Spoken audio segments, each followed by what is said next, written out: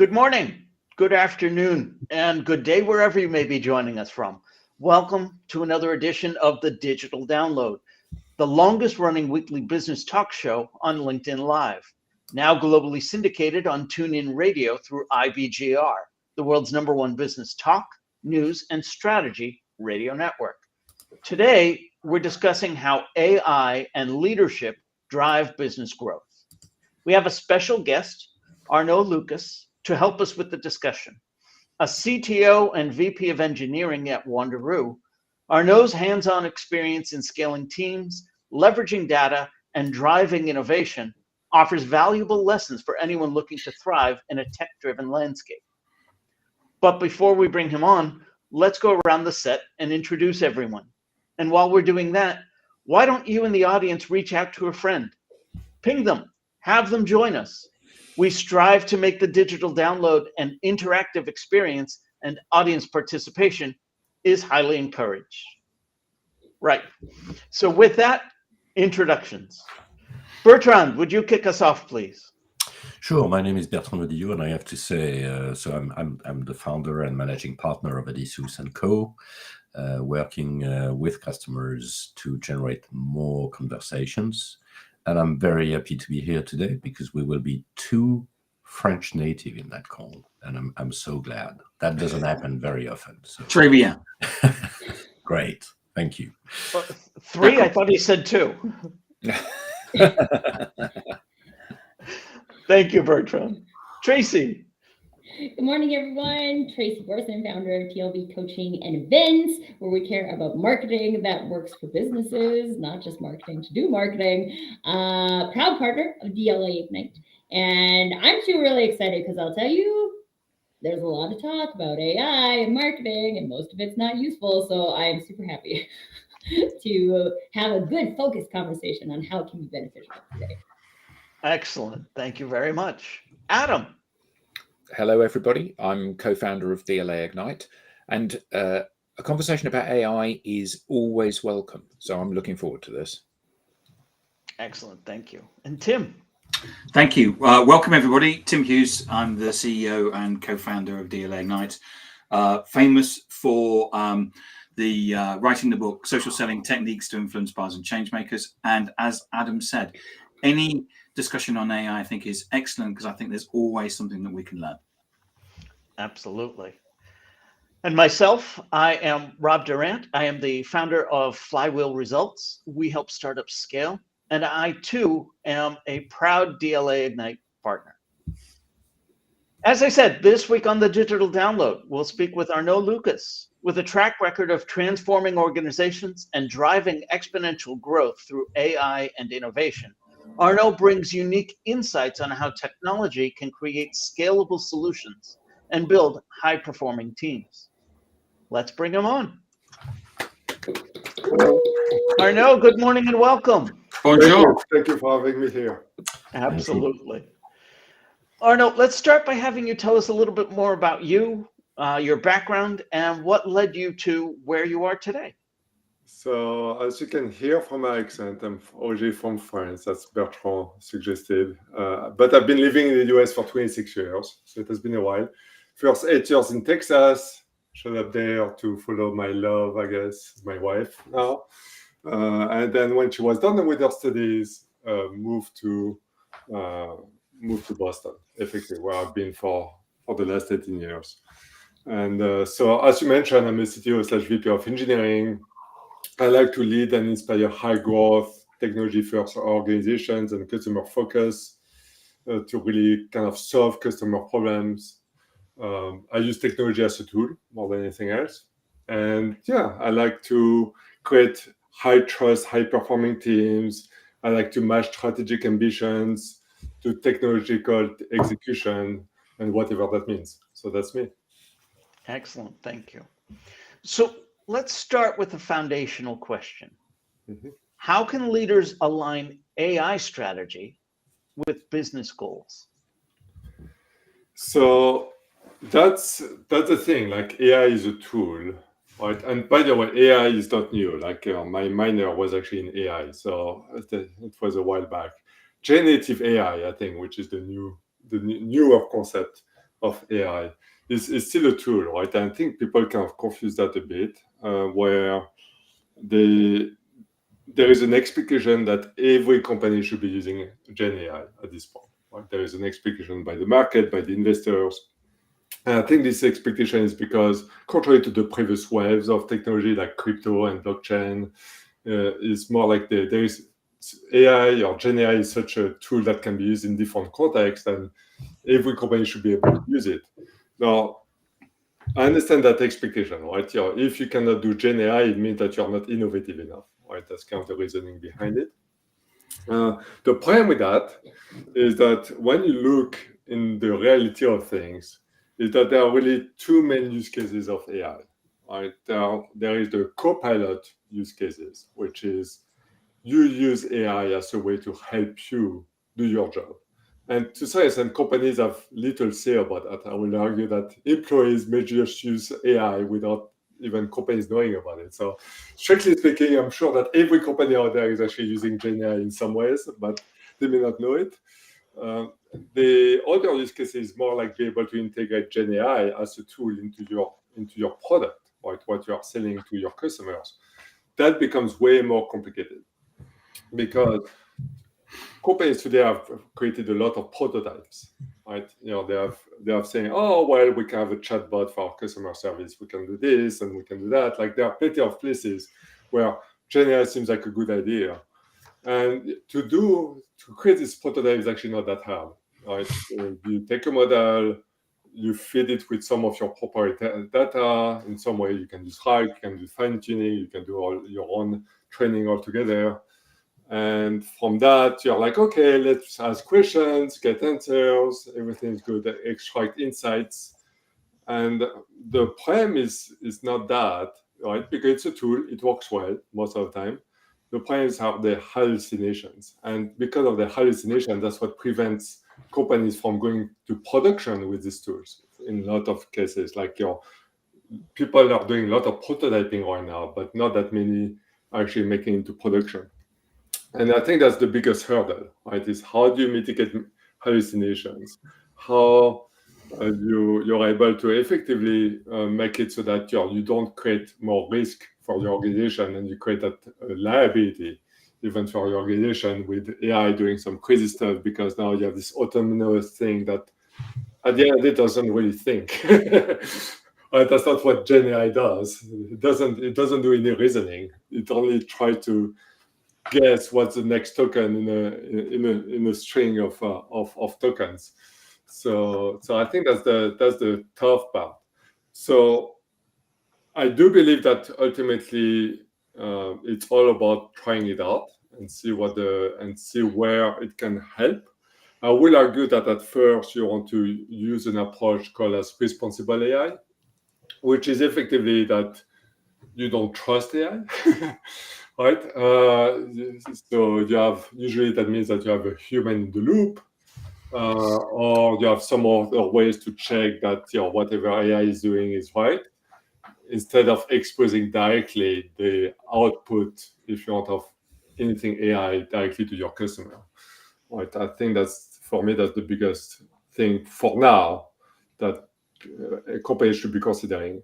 Finding these use cases, right, about how to integrate AI into your strategy is actually not that hard, because AI can be used for all kinds of things, right? So it's more about what is your critical need, where is there a critical opportunity for improvement, for optimization, and then prototype it. And then the most difficult part, in my opinion, is how do you box it so that it doesn't go wild.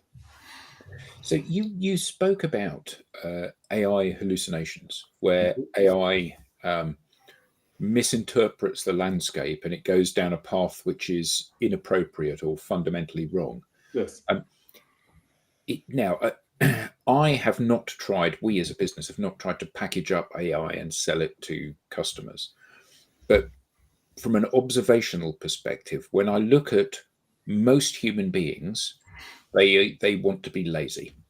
Mm-hmm. We all do. We want to do the least work possible to achieve the outcome that we want to get.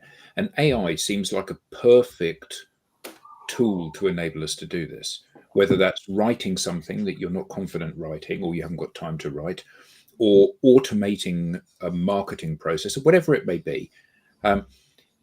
So isn't the danger that AI gets better and people simply ignore the hallucination possibility and go, that'll be fine because it saves me spending 6 hours doing this and AI can do it in 10 seconds, and they just switch it on and off it goes? So let me give you an example, because I think that's a copilot model I was mentioning, where people rely on AI to do their job in some shape or form, right? And I do believe there's a use case for that. And I do believe that's the safest use case if people don't get lazy, to your point. However, by the way, I don't think people are lazy. I think people try to optimize. French way of saying it. So I think that's how I see it as an engineer. But I like to optimize my time so I can do more gardening and baking and other things. But I'll give you an example. So one evening, I have a 7th grade daughter, and so she came back from school, and I came back from work, and she says, "Dad, I have this math problem that nobody in my class is able to solve." It's like, okay, it's kind of surprising. It's like, yeah, we asked the dad of my friend with an MBA graduate, and he could not solve it either. I was like, oh, interesting. That seems like a challenge. And so what I look at the problem, I solve it, nothing hard, right? And then I do all the calculations, I come up with the results, we plug the results into our app, right? Because it's a website that you can just like put the results in. And the website says, oh, your result is wrong. At that point, it's like, oh, most likely your teacher put the wrong answer. It's not, just that, right? But I was like, you know what? We're going to double check with ChatGPT, right? So put the plan into ChatGPT, word for word. ChatGPT, give me the right step by step. So, okay, that looks good, right? You're matching, that's great. Plug the right number, great. Give me the wrong result.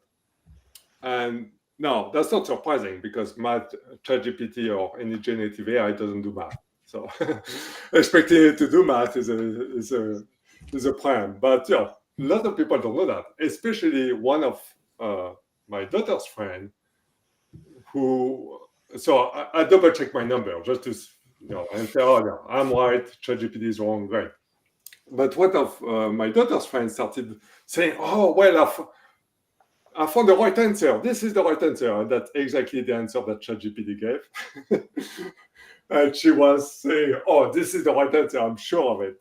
Just because she has the AI and the AI produced something. And so I think for me, it's not because people may be lazy, even so there is an opportunity for people not to double check what AI is saying. Like I've seen plenty of issues, for example, even for my own use case. So I'm searching a company and they ask the AI, so when was the company founded? And I say, give me a date, and I double check, and no, it's a different date. It's like, so there is some double checking that needs to happen. But also what I'm more worried about actually is people not even recognizing when there is a hallucination and taking that as a truth, right? Because they don't understand what Gen AI is doing under the hood, or just because there is lots of magic that happens in there between the input and the output. Yeah. So, I mean, I think we get that. You talk about the school situation. You get that with your children anyway, don't you? Where the teacher says it's A and you say, no, it's not. And they say, yeah, but my teacher says it is. And they're my teacher, so they must be right. And we've now got AI to contend with in the same way. So the problem is one of me not having the confidence in my answer and assuming that because AI says it is this, it is this. So how do we safeguard against that? Can I just add like a little on to that before Arnaud answers the question? Because something I think of as you're describing this, Adam, is like, I feel like there's situations where there is a right answer, and 2 + 2 is 4. And so if I ask you 2 + 2 is 4 and you tell me it's 3 and you're hallucinating, then that's a problem because it's actually now a wrong answer. If you ask the question, when was this company founded? And it's not the day the company was founded, it's actually a wrong answer. But I also think there's a potentiality to take advantage of that because there's also questions that don't have right answers. And even one of the phrases Adam used was my answer. Okay? So like, what's the difference between my answer and the answer? And does that make a difference into how we might want to use generative AI? That's a good point. For me, as an engineer, I see it a slightly different way, right? I mean that you're right? Sometimes there is not right answer, but that's why we call them hallucination and not bugs, right? Because bugs suggest that there is a problem with the code, right? There is a software issue that, and therefore it's supposed to be right, and it's not doing the right thing. So therefore, there's a bug in the software that causes it to not the right thing. But here for Gen AI, we talk about hallucination exactly for that purpose, because how it can go wrong can actually, some of that we just talk about what I call factual hallucinations, right? So it doesn't give you the right facts. Okay, to your point, that's easy to check. Not only that, but to mitigate that or to verify that, that's easy, right? You can have your own data set.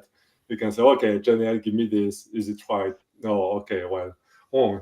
So that's actually the easier kind of mitigation of hallucination to deal with, because you can just check it.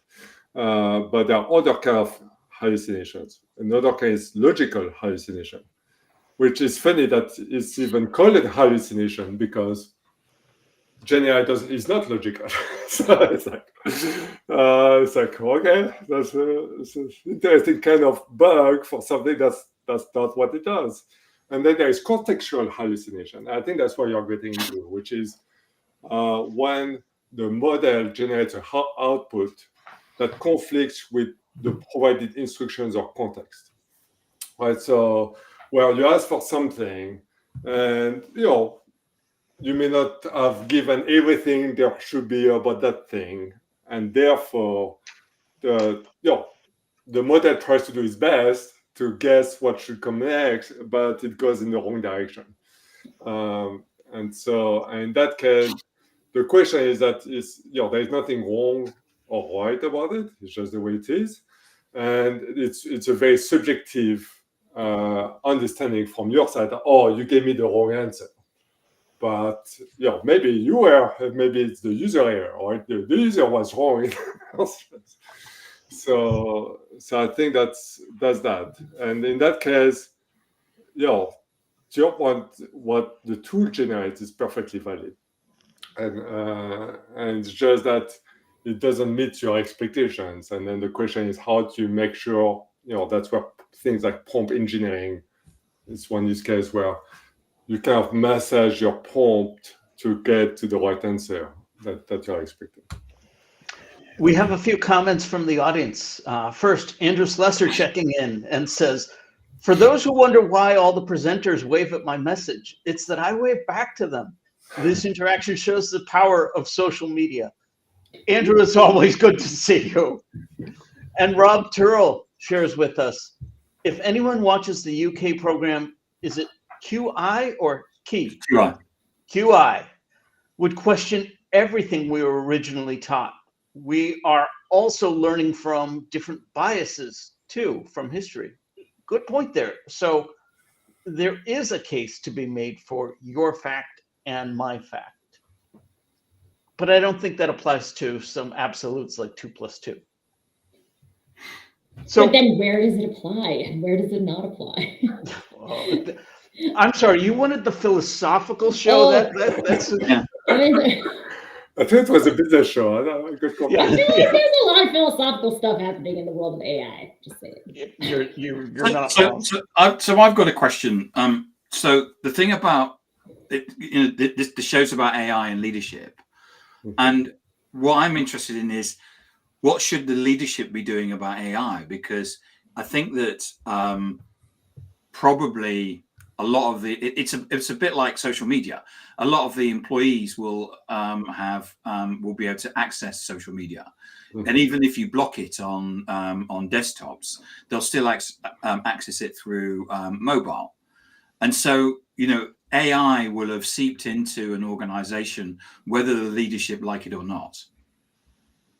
Yes, that's correct. And I think in that case, the goal is actually to embrace AI. Not that you have a choice, right? Like I said, there is an expectation you should be using it anyway. So for every company. So I think the question is not if, is how, and how to embrace Gen AI. Same thing, to your point, employees will use it anyway, because so what companies have done effectively is provide their own AI for employees to use effectively, and then try to prototype things that potentially they could launch in production within their own products. Right, so to kind of for that, at least for that market reason, hopefully there are some good use cases that they can still use for AI. The main issue is that we talk about hallucinations a lot, and it's not as easy as just, oh, this is a great tool, everybody should use it, and we're done. Right? There is that notion of responsible AI that companies then need to figure out how to implement. Right? Because you can't just, to your point, you can't just let it go free. You have to kind of box it in some ways. The best way, obviously, is that you provide your own AI, right? And then you can put a white verification layer on top. You can mitigate things in different ways. There are different techniques for doing that. But I've also heard employees that say that the AI that has been provided to them by companies is actually not that great. So in that case, they are still going to go outside the box and say, hey, let me ask ChatGPT instead.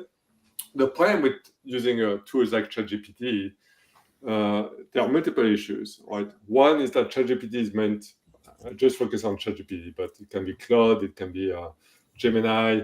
They are meant to be generalists, right? They are meant to have been trained on a lot of different type of inputs from everywhere, sometimes in a conflicting fashion, actually. And they are not meant to solve any problem in particular. Right? They are just giving you this broad understanding of the world. So they are not necessarily great for specialized tasks. And that's why people are talking about training specialized models on their own data for their specialized use case instead of using this generic model. And so that's an interesting aspect, is that I don't think, at least at first, I don't think companies within their own product will actually use, or the best use case to use this general Gen AI. I think it's going to be more about having specialized model that fits a very specific purpose, just like we did before with machine learning. Or it's not different; it's just a variation of that.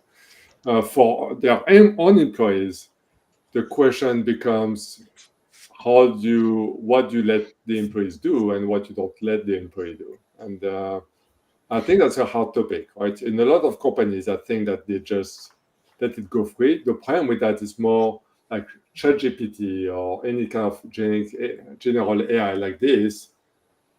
If you ask a lot of questions, does algorithm get trained from that too? Right? Effectively, whatever you tell ChatGPT kind of feeds into its input at some point. And so that means that potentially data from companies actually leaking and may come back in some other ways to some other companies who will say, hey, I want to do something like this. And they'll show you, oh, yeah, well, this is how you do it. And actually that came from your own company because you used ChatGPT to figure that out in the first place. So there is a danger there. And you've seen that with specifically like using AI for generating images, where a lot of artists complain, hey, this is my work. Like, what are we doing?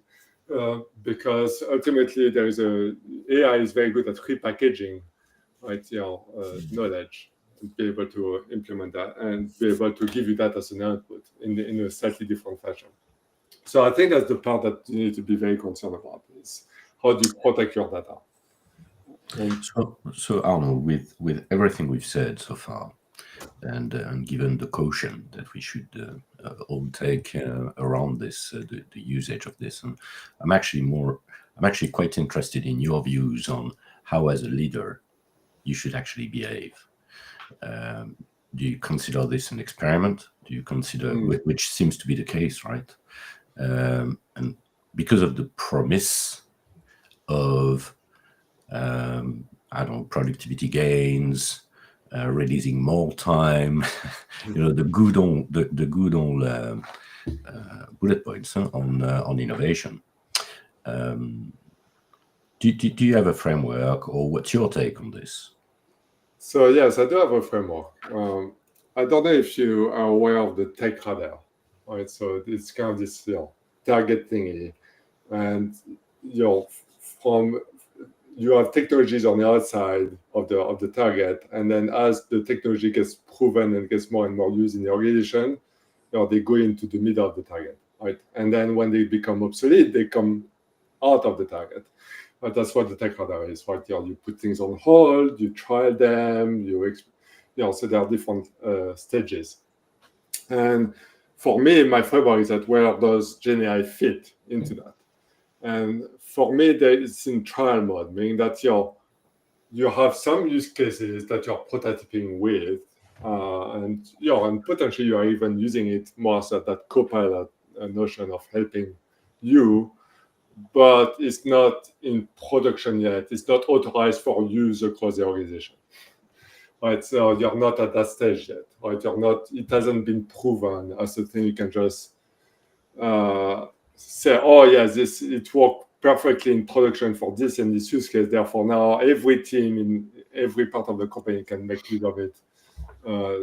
So I think that's why I see it. Right? It's still too early.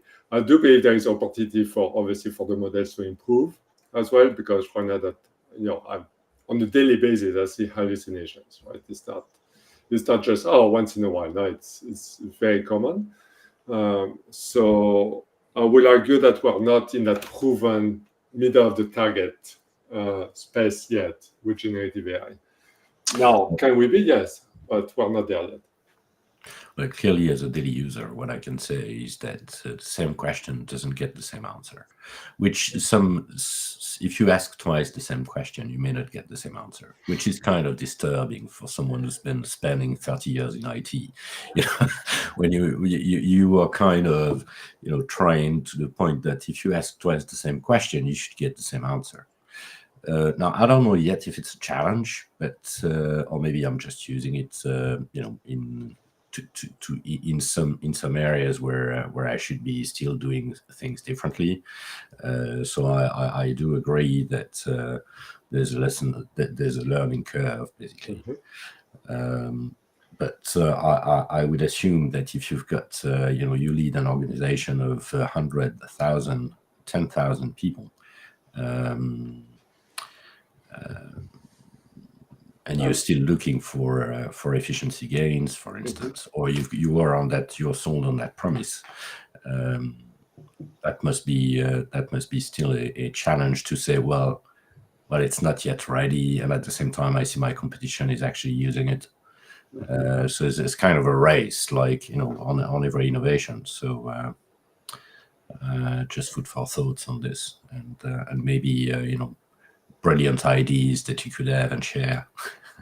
I mean, the problem with generative AI is deceptively easy to use, right? And what I mean by that, right, is everybody can use generative AI today, right? They just show up on Gemini and start using it.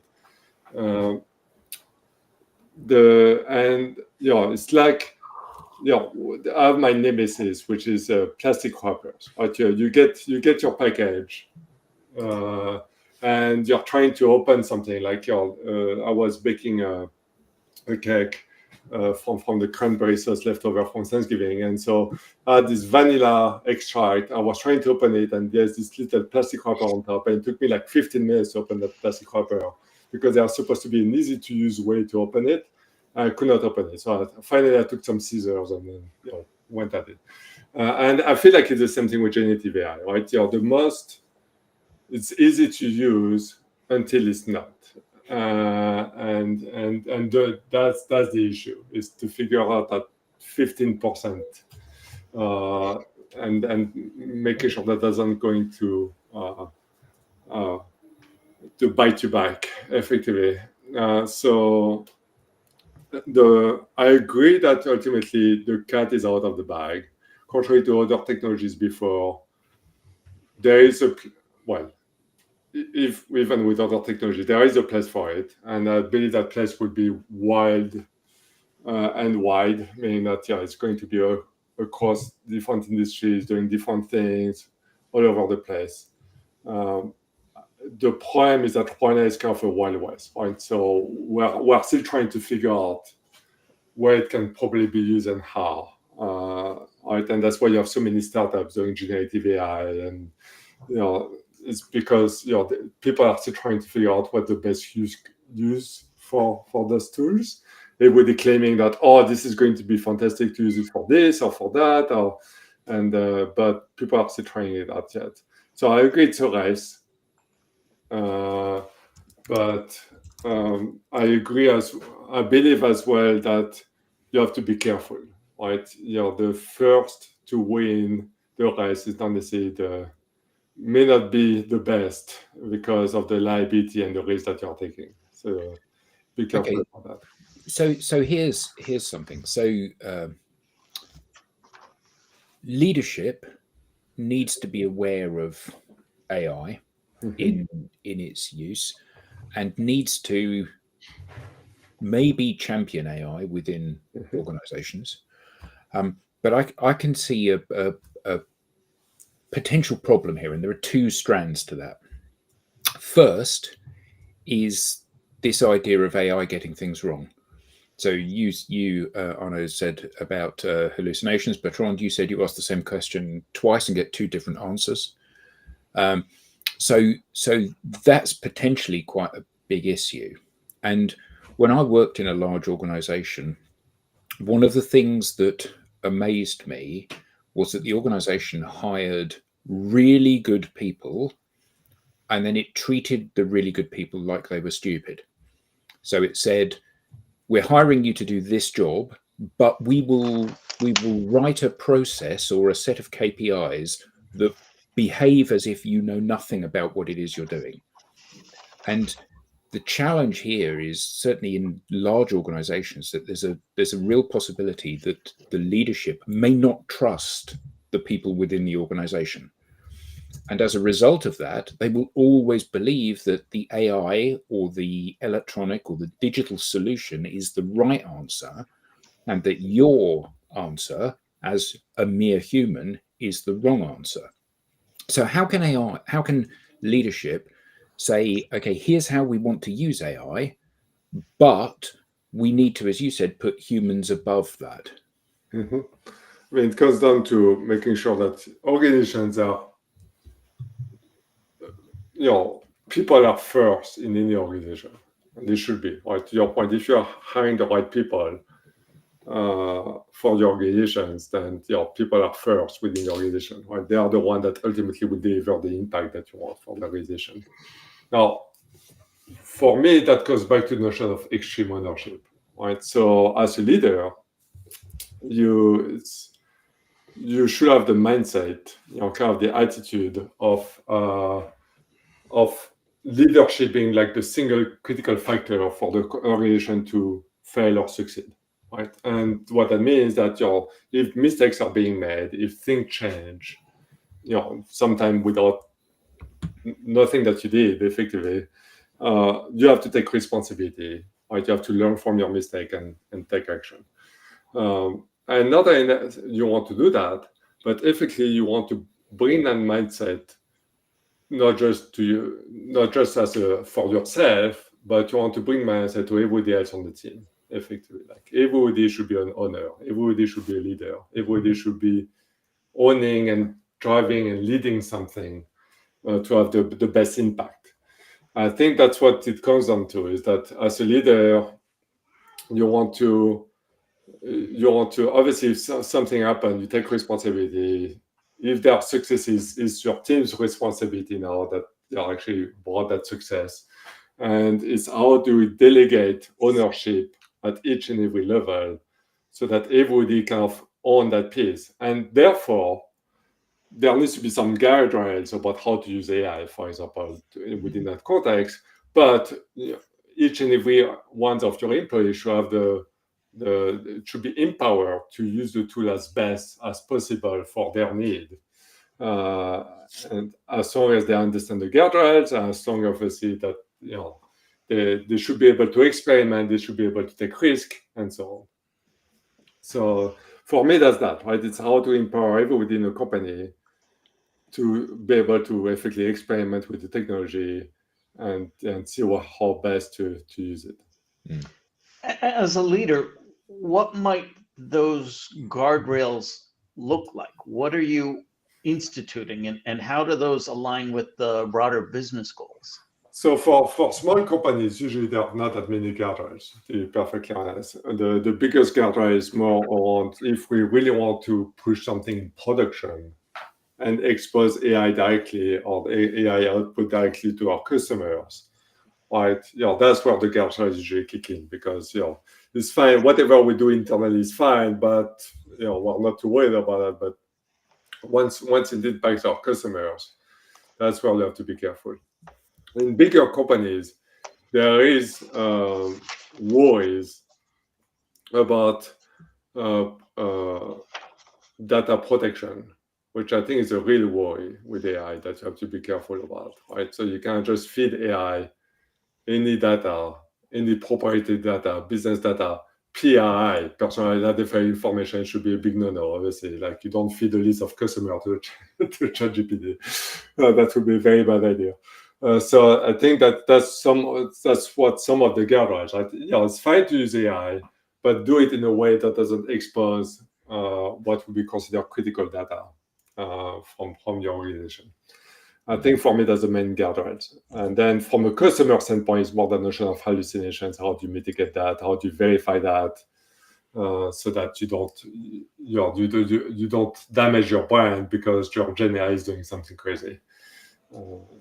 Especially on the customer service side, right? If you make it too autonomous and now your model starts refunding fraud, for example, or start refunding money to fraudster, that's not a good thing. So there are definitely guardrails up and there, but even internally, I think there are some guardrails. It doesn't have to be a lot, right? But there should be a policy of some kind on how best to use AI in a way that doesn't compromise your corporation, especially your corporate data. So, How do you find that balance? How do you measure it? How do I know I'm giving? Well, obviously, PII is too far in any instance, but how do you know where maybe you're giving some information regarding plans within the organization and hopes of getting an output, but you've pushed it too far? How does an employee know? How does a leader let the employee know what is too far? The line will be fuzzy anyway. And I think that we already crossed the line in a lot of sectors. For example, in software, like a lot of engineers use on GitHub and use GitHub Copilot. Right? The problem with GitHub Copilot, unless you check that checkbox there, is that it's going to use your code as training data, effectively.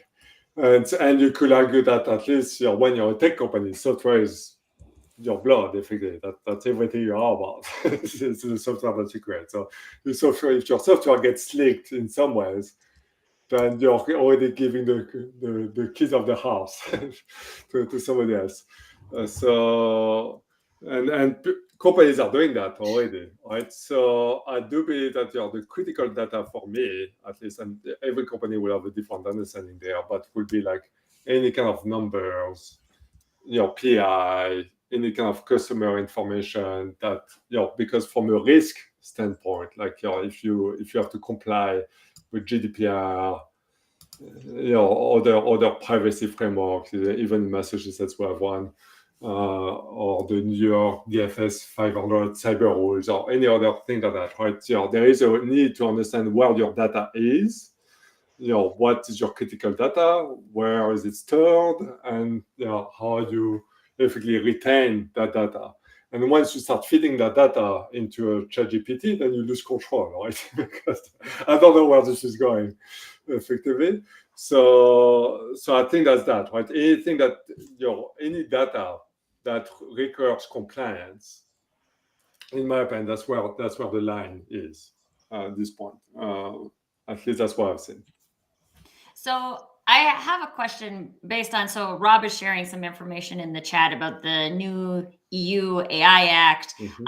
We're kind of talking here about how an individual organization and the leadership can talk about what is the box that makes sense for us. Arnaud, what do you see as the relationship between some of these, like, as I mentioned earlier on the philosophy point, right? There's a lot of people talking about ethics and AI and governments are creating policy around these things. The policy might be supportive of your business. I'm not recommending people work outside of the policy, but also there's like a different level of box that probably needs to be observed based on your individual business goals and industry and those types of things. So what do you see as the relationship between those two activities, the internal boxing, shall we call it, and the governing bodies? So I'm glad that governments are coming up with regulations. At the same time, because it's still very much the Wild West, it's hard to see how those regulations will actually help or not help effectively. I think people are trying to do their best. They're trying to promote innovation, often in a way that doesn't that doesn't make it dangerous for society. I think that's mostly what that's what the regulations are about, right? It's about making sure that AI doesn't hurt the people. That's their main priority, and that's different from what companies should care about. Some of that is related, like the external facing customer aspect of how you use AI in your products. That's what companies are worried about, and because that has a direct implication that actually match very well with that government compliance aspect, which is we don't want to hurt people while we're selling solutions to people. So therefore, we need to be careful about using AI in our products for helping people. Within the internal aspect, it's more compliance and regulatory risk about your corporation, the data, but also not feeding people data into the model. So I think that's the difference, right? So, but ultimately, these the restrictions that I've seen from the EU AI regulation has been more about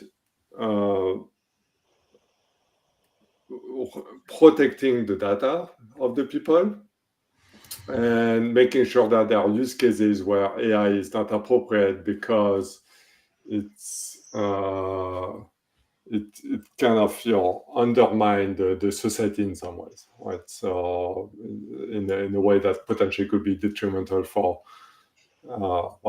it's already happening. It has already happened before Gen AI, but like this notion of fake news or other kind of mistrust on social media and other things, right? Gen AI has the potential to make that. Well, it's not the potential; it's already doing it to inflict even more of that. And so the goal here is to prevent some of these outrageous use cases, and that's going to keep on evolving as we learn more about the tool. Did I answer your question? Yeah, that's awesome. And it makes me ask another question because this is how I think. So as leaders, we're leaders and we're looking at how AI can be used throughout the organization. How much of this is like education from a leadership perspective? Because I think honestly, it was news to me at the beginning of this conversation that ChatGPT can't do math. Right? I think there's a lot of misconceptions about what it can do. And then I also think that a lot of how an organization uses something is based on the example set by the leadership. So how much of this is just about education, and then over and above what you do, of course, do you have some good recommendations for educational materials specifically for leaders in this arena? So the first part, I think, for me, it's more than education. It's almost like disclaimer, right? So every time that AI is used, or specifically Gen AI, but I will argue that machine learning is not that much different. Like Gen AI is really another iteration on top of machine learning, which companies are using in their product today. I think there should be a disclaimer about the fact that it's being used effectively. When you post content, but also when when you have something, you interact with something, it should be very clear that this is a Gen AI doing that thing for you, right? Because at least if you as a user you know that, then you can actually. Well, there are two aspects. There is a bad aspect. Oh, this is a Gen AI. Let me try to trick that. That will be my first instinct. Not because I'm a hacker by heart. It's more because, it's like a tool. Let me try to break it. But the other aspect too is I understand the limitations. Right? And I can play with that and say, you're telling me something first. Let me double check. Or what do you mean you can give me a refund? Let me double check your policy to make sure you're telling me the truth. So that's one aspect. So I think that notion of disclaimer, I think, is important. I think that that's part of the regulations, right? Is to have more of that disclaimer about AI may hurt you, kind of thing, if you're not careful. But the other aspect is education, and there are plenty of trainings and articles talking about educating you about AI. Right? I've done even on LinkedIn. Right? There are a couple of courses that are actually very good that goes through step by step all the kind of hallucinations, how to mitigate them. Like really goes deep into how to understanding what Gen AI can and cannot do, so that you get that sense. Right? The prime is not that, or it does matter exist. The prime is that Gen AI has a potential to touch the life of everybody. Even not practitioner like me, right? I use Gen AI every day, but even people that don't do that, they are just exposed to Gen AI. Feels like everybody at some point will get exposed to it. And to your point, they need to be educated about what Gen AI is and what it can and cannot do. And I'm not sure how to fix that, right? Because ultimately, that's an education at scale right there. People have limited time. So is it some kind of social campaign so that it shows up into your social media feed? It reminds me of like my sister was in this commercial when we were kids called "Not All Bugs Need Drugs," and it was about how like viruses don't need antibiotics and stuff like that. Almost like a public service campaign. Exactly. And for me, that's needed, at least in the current state of the technology. Maybe at some point it's going to get so much better than that you won't need that. But at this stage, I would be very worried about people getting exposed to Gen AI without having any understanding of it, right? And I'm worried because it's already there. Like I mentioned, the notion of my daughter's friend in 7th grade using it. It's like... Although I will tell you, I mentioned it at the school playground the other day because this mom was trying to figure out how to turn on some parental controls on something. And I was like, have you asked ChatGPT? And she was like, what is that? And I was like, I always feel like I'm so far behind on AI, but I'm not in the global population. Well, at some point, everybody is going to get exposed to it, even if they don't know what it is. Well, now I'm introducing it to people, so there you go. Exactly, you're part of the problem. So, that's the problem. Like, how do you educate at scale more than anything else? And I don't have a good answer for you. That's not my area of expertise. So, Tracy, you're the ChatGPT dealer hanging out. I'm the Strathmore ChatGPT dealer. Which explains hallucinations. Yeah, the I'm trying to get people is to only free. use it for good. Arnaud, But I don't even know all of the things it can do. I don't know. And this is the thing that's interesting and why I love conversations like this is because it brings to light things you don't know. And then you can dive deeper into those things to try and learn more. But until, like, if you think you know, then you just go and use a tool. And there's a lot of marketers using it to create content and things like that. And they don't have a good understanding of what it can do, what it's good at, when it's hallucinating, how to pressure test things. And I think it's important to help people understand what they don't know. Arnaud, we've talked about leaders installing guardrails. Mhm. What are some of the biggest barriers to implementing a successful AI strategy as opposed to simply lock it all down, pretend that it's not accessible?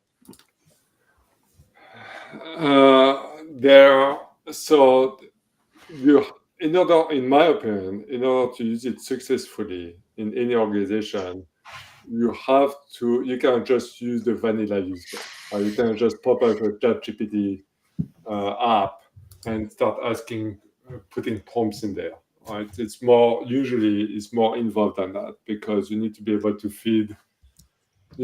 to use some of your proprietary data to match your use cases. Which potentially having your own model, trained in a certain way. You need to have workflows in place. You need to have a way to run it in a way that's cost effective, which is another aspect. Like you can, we use Snowflake, for example. In Snowflake, you can run a GenAI algorithm in your SQL query just right there. Like you say, as part of my SQL, as GenAI, I choose the algorithm to run my query and give me the insights, right? The problem with that is that Snowflake says, please use GenAI, but you're going to be charged by compute time. And GenAI are way more expensive than just running a standard SQL query. Let's just put it this way. So there is a cost aspect. So there is all these kind of side things, but also the fact that at the end of the day, you really have to understand what is the critical use cases that you believe GenAI can help with, and start prototyping around it, right? You'll be able to play with it. Start with a small use case, start with a part of the use case, really iterate on it, and then keep on expanding. It's like any technology. Like any technology, you do that, right? You don't just say, I have this big thing and it's going to take 6 months to get there, and therefore I know exactly what I need to do, and then I'll see you in 6 months, right? That's never what you should be doing, right? It's like, great, I have this 6 month thing that I want to have, right? I have this strategy that I want to implement. Great. What's the first step? Great. Let's learn from the first step. What's the second step now? And make your way. And ultimately, you're going to end up in a different place than the one that you strategize for, but that's actually better, right? And so I think for me, GenAI is the same way. Right, is that because as you start implementing it, you learn about its limitation, you learn about the need for guardrails, right? Because you start expressing it internally or in ways that are focused, and then you're going to say, this user did something wrong with it. I should make sure that we don't do that again. And so you learn, and then you keep on iterating and expanding, right? And that's part of making your way into the center of the radar, of the tech radar that I mentioned as well. So we too have ended up in a different place. Arnaud, this has been great. Where can people learn more? How can they get in touch with you?